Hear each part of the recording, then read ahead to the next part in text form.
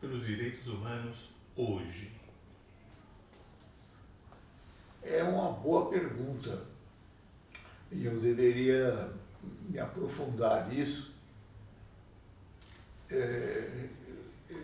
Eu devo confessar que há vários anos em que deixei de atuar publicamente.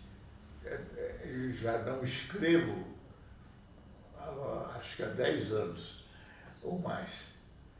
E justamente eu gostaria de voltar a escrever doutrinariamente sobre algo que mudou profundamente com o cristianismo, que foi o regime democrático.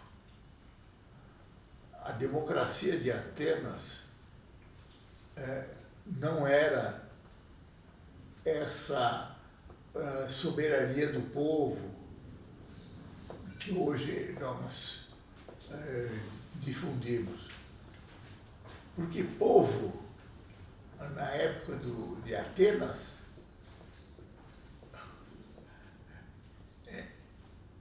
era, de certa maneira, em alguns círculos de Atenas, o povo era uma minoria.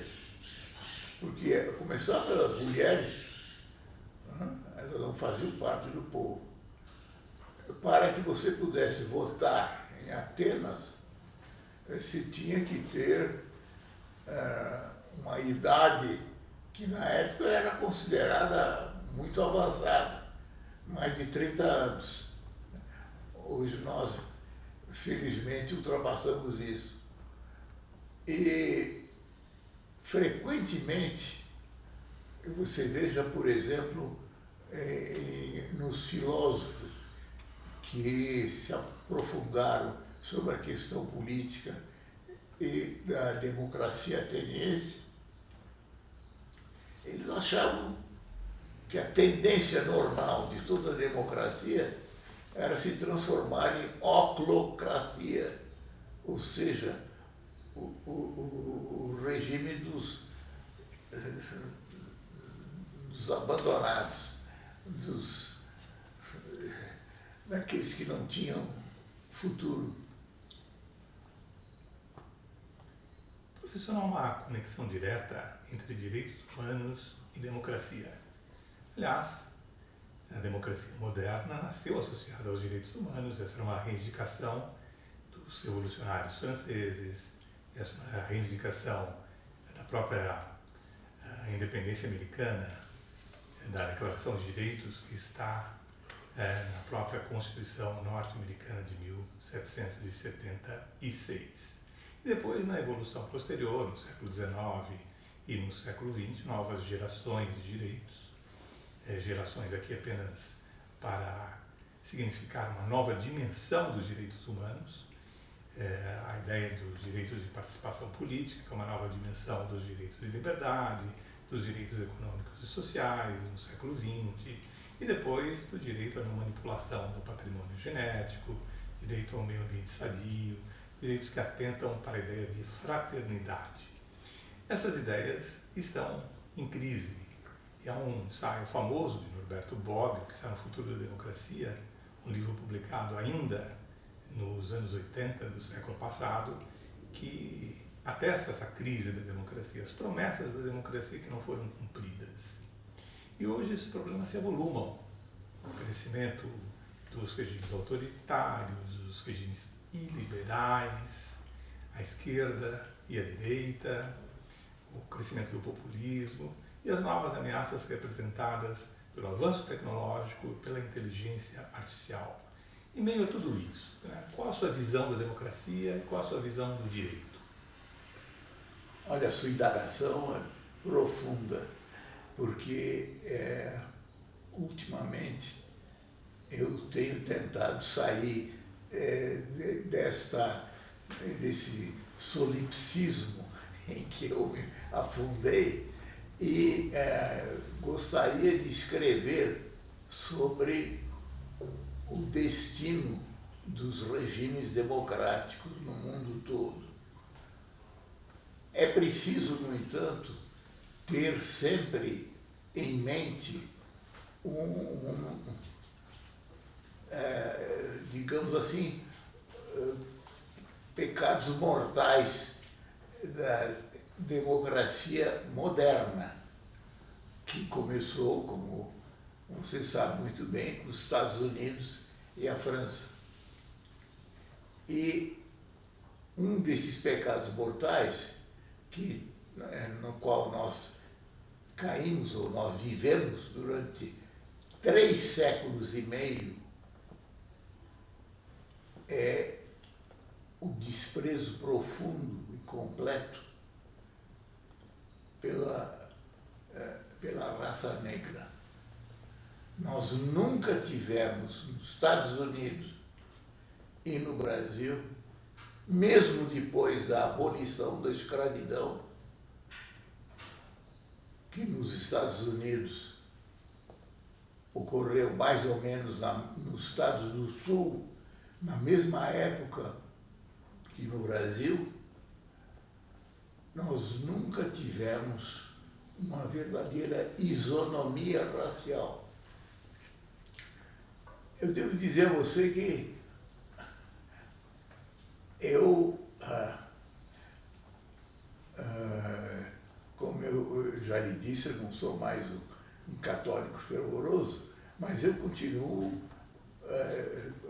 a tentar desenvolver a ética cristã.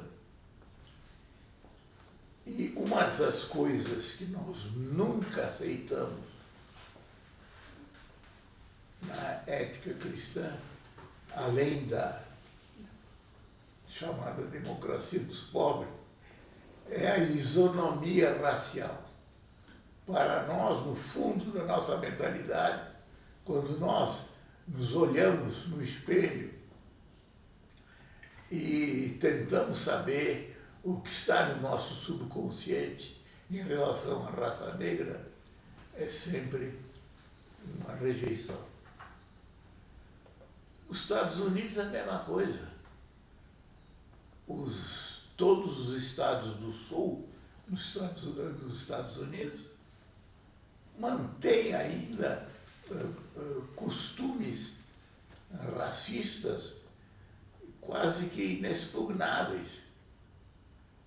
Aquele famoso episódio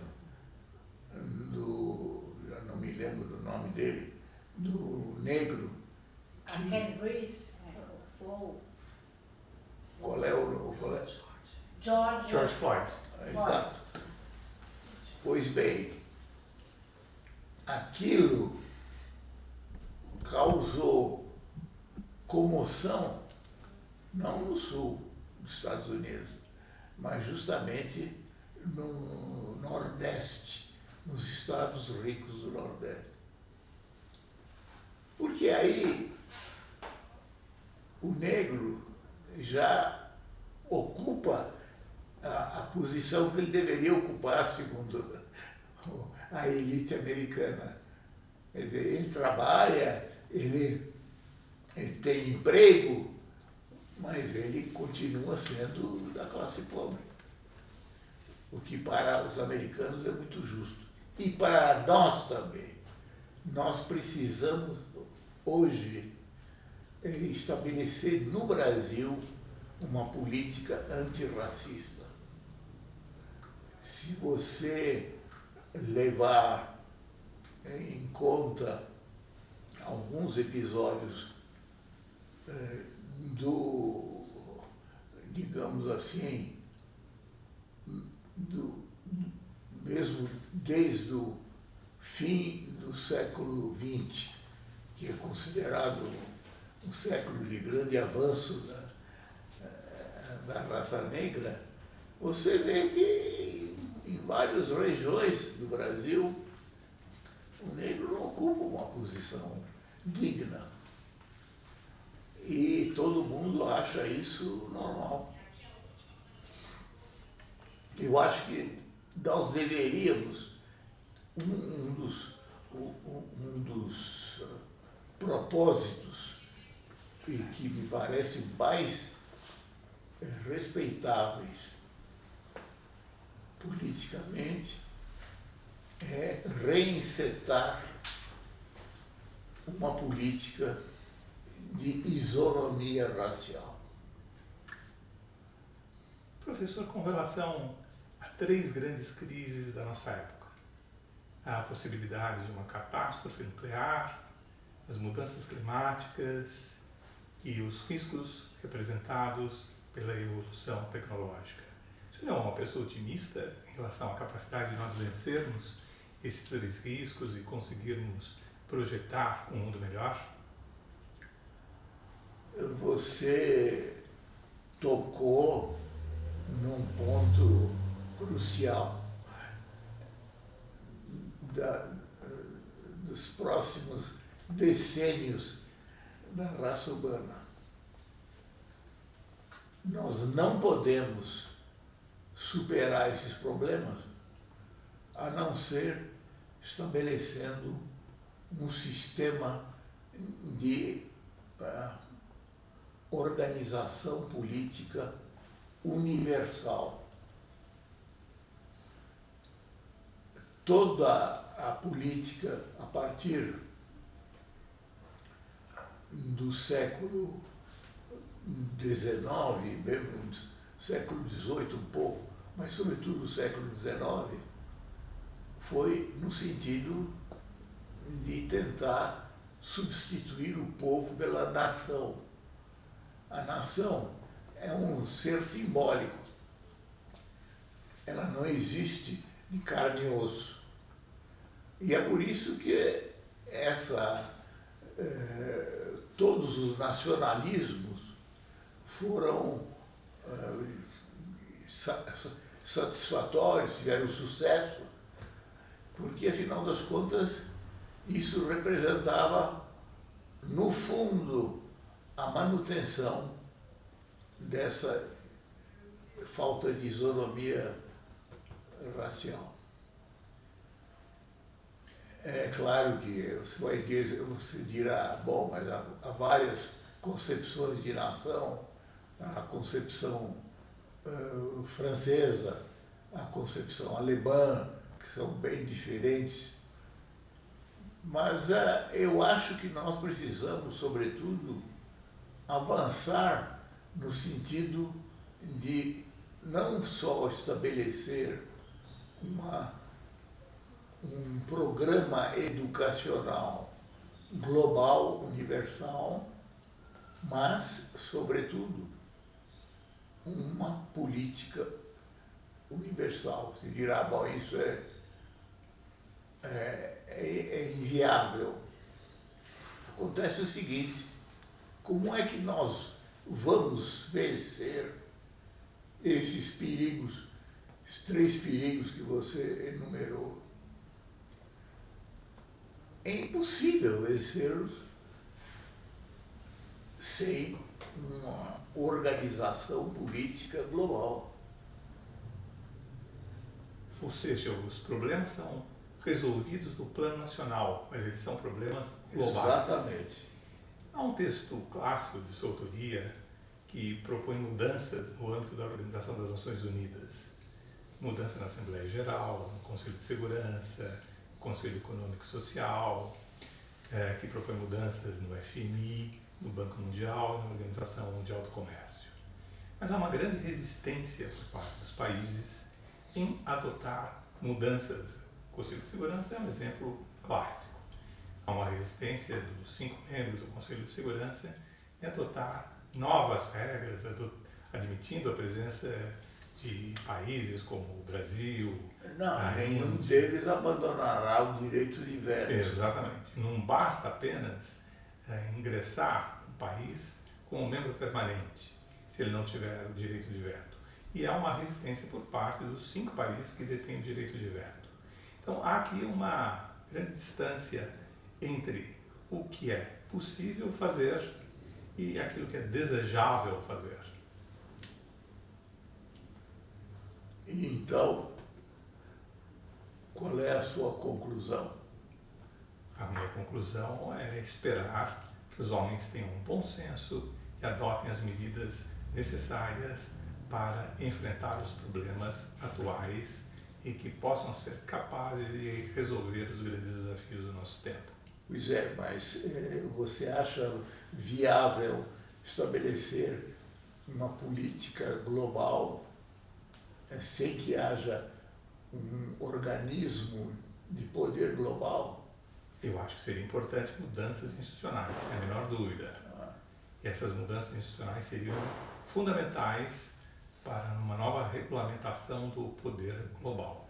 É por isso que, em certo sentido, o governo Luiz Inácio Lula da Silva, ele acertou em cheio quando defendeu a mudança no sistema de funcionamento do Conselho de Segurança.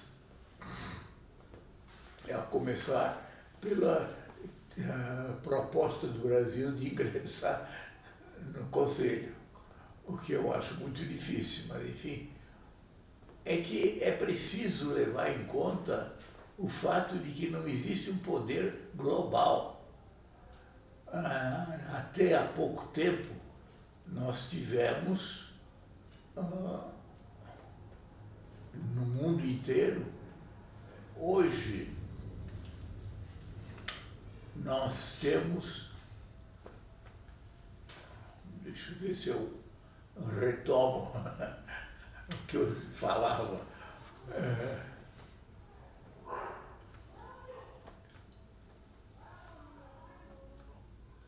Hoje, nós temos um ambiente global, sem dúvida, diferente daquele que existia até há pouco tempo. E isto, a meu ver, é favorável a que se comece a fazer um esforço de mudança da Organização das Nações Unidas.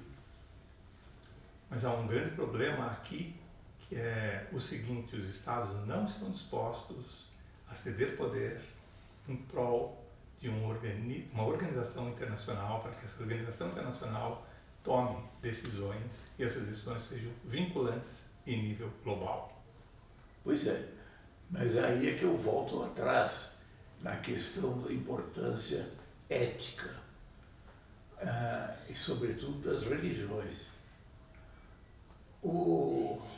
A força das três religiões monoteístas está justamente nessa apresentação da importância da sociedade humana. Mas eu acho que nós poderíamos avançar, embora lentamente, se nós tivéssemos programas educacionais universais. Agora, por exemplo, você sabia que a grande dicotomia política prevalecente é entre a China e o Ocidente. Eu acho que nós poderíamos avançar nessa dicotomia, levando em conta os próprios avanços do regime político chinês. E aí sim nós teríamos alguma chance de começar a estabelecer ligações permanentes entre o mundo ocidental e o mundo chinês, porque são duas civilizações que nasceram e perduraram milênios distintas, mas que hoje tendem a se aproximar devido ao avanço tecnológico. Professor, qual é o balanço que o senhor faz sobre a sua vida intelectual? Sobre A sua vida intelectual, sobre a sua trajetória como professor, a contribuição que o senhor deu à universidade? não sei, eu acho que aí não sou eu que tenho que julgar isso. A Faculdade de Direito está prestes a completar 200 anos, desde a sua criação em 1827. Qual a mensagem que o senhor deixa para a Faculdade de Direito e que papel o senhor espera que a Faculdade de Direito desenvolva no futuro? Eu acho que é sobretudo a preponderância do ensino de direitos humanos. E eu fiquei muito satisfeito de ver que a Faculdade de Direito de São Paulo criou o Departamento de Direitos Humanos. Mas, enfim, isso já não será mais para mim. Professor, em nome da Fundação Arcadas, da Faculdade de Direito da Universidade de São Paulo, eu agradeço profundamente a sua disposição de dar essa entrevista, que é uma entrevista histórica, dada a sua relevância, a sua importância, o seu papel para a Faculdade de Direito da Universidade de São Paulo e para a Universidade de São Paulo de modo geral. Muito obrigado, professor. Olha, você me deu hoje uma satisfação que há muito tempo eu não tinha. É restabelecer uma ligação pessoal com um antigo aluno e que sempre foi, no meu entender, um aluno excepcional. Então, um grande abraço, meu caro. Obrigado.